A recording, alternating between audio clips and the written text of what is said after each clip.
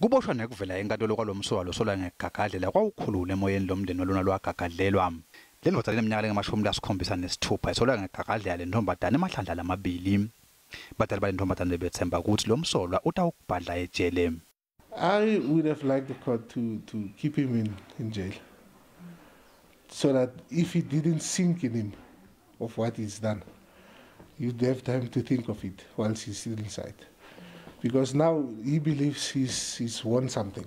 For him, it's like a win, just by being free, going home around his kids, whilst traumatized the other family, you see. So I believe he could have stayed in jail. Lomndeni usaluleka ngokwenqondo.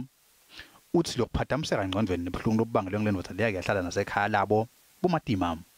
Now here is the perpetrator getting out on bail with 500, which is too little for us.